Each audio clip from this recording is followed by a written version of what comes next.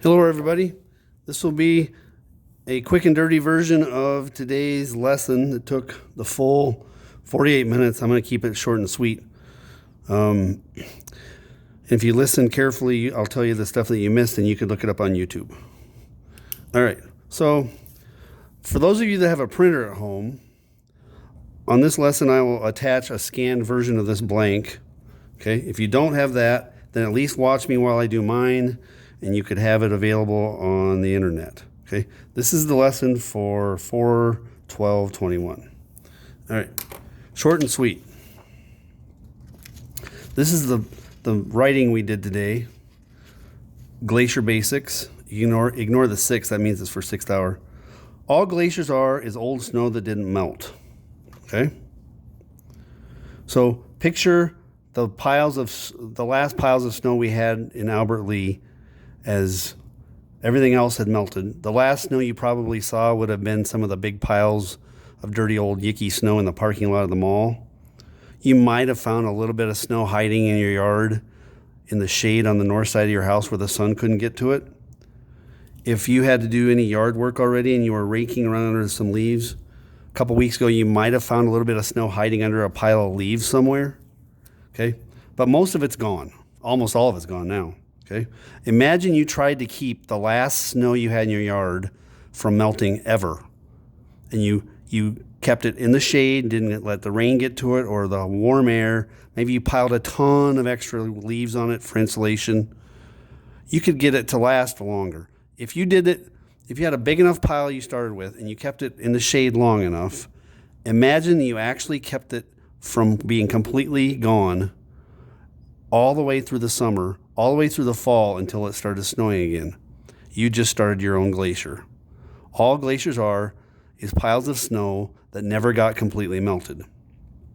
Now, the next thing it says, glaciers do better at high altitudes, like in the mountains, or at high latitudes, like at the poles. Okay, so if you went to the North Pole or the South Pole, it'd be easier to make a glacier because it's colder, and it's also cold up in the mountains. Okay, so the snow that falls there doesn't all melt. And then it snows again the next winter, and it doesn't all melt. And then it snows again the next winter, and it doesn't all melt. That's what makes a glacier. If you go to Greenland or in places in Antarctica, you can walk on piles of snow that are more than a mile thick. There isn't ground underneath you for more than a mile. That's a lot of snow that never got melted. That's what a glacier is. Okay, and then gravity makes them start to move. All right, because they're so heavy. All right, so that's all of this. Now, on this drawing here, there's a lot of detail. Okay, I'm going to move this a little bit. And a blue pencil is all you need for this. Okay, so what we did was, notice there's 7 landforms that are indicated on here. The first thing, most important thing, is this word. This refers to the mountains in Europe, the Alps. Okay, so when you find a place anywhere in the world where mountain glaciers have chewed away at the mountains, you call those alpine glacier landforms. And they're also known as AKA mountain glacier. The same thing. Alpine glacier is the same thing as a mountain glacier. Okay, you can find alpine glaciers in Colorado and Montana here in the US, AKA mountain glacier. Now, I told the kids today in class that you don't have to write glacier anymore because we're going to write it so much. Just write GL to save time. Okay, so with the 7 things here, what we did was I told them to number to 5 and give yourself a little bit of room up at the top, 3, 4, and 5, and then go down at the bottom, do 6 and 7. These will be short definitions if needed for these 7 things. All right. Where would you find, now look at this valley here, this big one, number 7. Where would you find the water trickling down in this? Well, obviously it'd be at the bottom. This shape's sort of like a gutter, like, I don't know if you ever bowled the gutter ball where they roll in the gutter, or like the rain gutter, or it's shaped like a half pipe if you like snowboarding. Okay, so draw a blue trickle that's pretty straight right down the middle. That's where the water would go, okay? Now, water running off of these mountains, and this would be snow melting, it's going to run down into the bottoms of these valleys and then come pouring down as waterfalls that go like that and down like that. And here's another one. They just shoot out here and then flow down, and then when they hit the bottom of the curved valley, they do that. There's 6 of them on this one. Okay, and there'd be more over here, but you can't tell where for sure, so I'm just going to do like a few. All right, now, so 7 is the big thing on here, okay? And these are in no particular order, okay? So 7 is called U-shaped valley. When you find a valley that's shaped like the letter U, you know a glacier made it. It was not made by running water, it was made by ice. We'll talk more about that another day. U-shaped valley, okay? If you Google U-shaped valley, you'll find beautiful pictures of these, including these waterfalls. Each one of these would be a waterfall. They wouldn't always be there. Like when the snow is melting in the spring and the summer, these would be gushing. By late summer and fall, when there's no more snow to melt, these would be little trickles, if anything at all. These would come and go. But there'd usually be the river would probably not dry up. Okay? I'm going fast, I know that. Okay? Now, can you see this valley right here, number 1?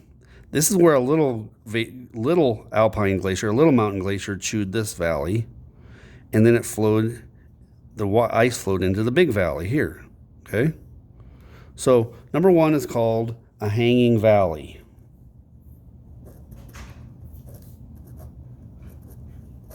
If you were walking or driving up this valley, you would see these things. They look like they're hung up on the wall, okay? These could be hundreds and maybe thousands of feet up above you. Okay, this is a great big valley made by a great big glacier. These are little valleys made by little glaciers. Okay, so write hanging valley with waterfall. And this is the longest definition of anything you're going to write today. Okay, tell yourself this is where a small glacier, I abbreviated, where a small glacier met a larger glacier before they melted. You're not going to write that much for the other ones. Before they melted. So the glaciers are gone, but the damage they did is left behind. This is carved rocks. Okay? You can tell where a glacier's been from the mess they leave behind. All right, we're not going to go in order necessarily, okay? Number 2, can you see number 2 here? It's a very sharp ridge, and this is a French word called an Aret. And I'm probably mispronouncing it. I don't know how to pronounce French. A-R-E-T-E. Okay? It's a razor sharp ridge.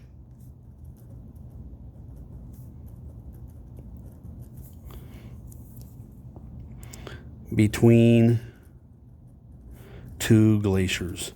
If you Google Hanging Valley, you'll find beautiful pictures with free waterfalls. If you Google A-R-E-T-E, you'll find these. What you missed in class is what you can do on your own, is I showed them a YouTube clip where I Googled flying squirrel suit Matterhorn. M-A-T-T-E-R-H-O-R-N. Flying squirrel suit Matterhorn. You'll find several videos.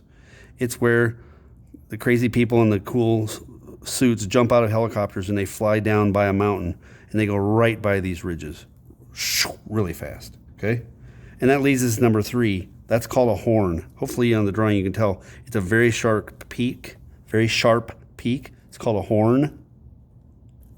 It's a sharp mountain peak made by at least 2, I wrote 2 plus, made by 2 plus glaciers next to each other. Tell yourself Matterhorn. Now, we had fun in class. I just went to YouTube and typed in Yosemite Sam Matterhorn. And there's just a 3-minute video clip of a longer cartoon with Yosemite Sam, the really loud, grumpy Looney Tune character. He's got the long red mustache, and he's always yelling at Bugs Bunny. Okay. In this cartoon that I showed him a clip of, he's going to climb the Matterhorn and get paid 50,000 whatever. Okay. And of course, Bugs is causing him problems. Anyway, Google Matterhorn. It's one of the most important, beautiful, famous mountains in the world. I believe it's the same mountain shown in Paramount Pictures at the beginning of a movie when you see the mountain with the stars by it, around it. That's the Matterhorn. It's very, very eye-catching mountain peak. It was made by 3 different glaciers going in 3 different directions, and it's the last of the rock that didn't get wiped away. All right. Number 4. Grab your blue. See where 4 is pointing? Down below its pointer, put a little tiny blue lake right there. If you did the video like I asked you to if you Google flying squirrel suit Matterhorn, as they're zooming down the mountain, you'll see a little blue lake in the distance. Okay, this is another French word, so it's going to be weird. Cirque Lake. It just means round lake. We're going to talk about cirques. We're not going to get this whole thing done today. Okay. If you're wondering, what are we doing tomorrow? Well, people at home, you're doing stuff at home, but the lucky kids at school on Tuesday get to do the MCA math test early in the day, and then later, because they're going to be wiped out, I'm going to show a really, really, really, really cool movie, parts of it, called Touching the Void, VOID, Touching the Void. Anyway, Cirque Lake. Tell yourself, melted glacier. Sorry, you can just write GL. Melted glacier plus milk. Look up glacier milk. These lakes have a beautiful light blue color that's different than other lakes. Okay? If you type in on Google glacier milk, you'll see beautiful blue lakes that are colored by the milky white rock powder that the glaciers have been chewing on the rocks. Okay? If you drank the water, it would probably be good for you, but it'd feel weird and gritty because you're drinking powdered mountain. Okay? It's beautiful light blue water full of rock powder. Next. Did we get to 5? Okay. Now, 5 is different. See how 5 is pointing at 2 different things, but they're not even on there? Put a tiny blue bead right there and a tiny blue bead right there. I'm going to zoom way in close on this one.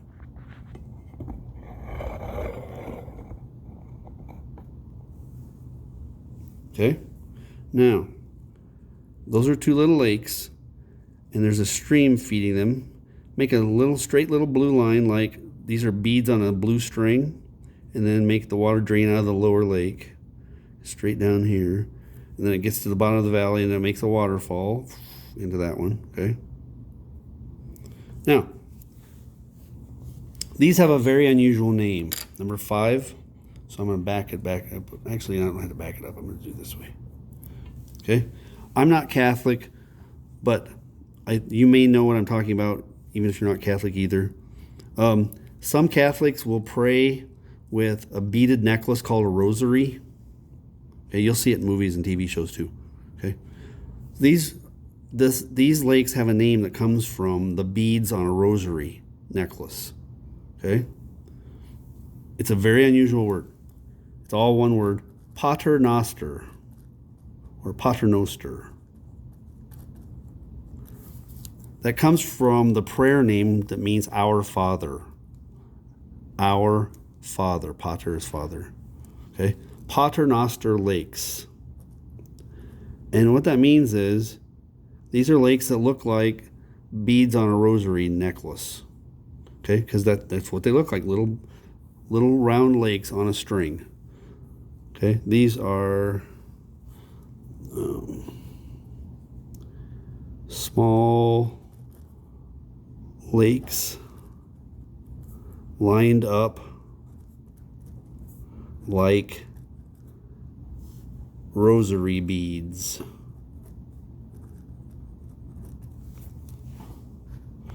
Small lakes lined up like rosary beads. Okay.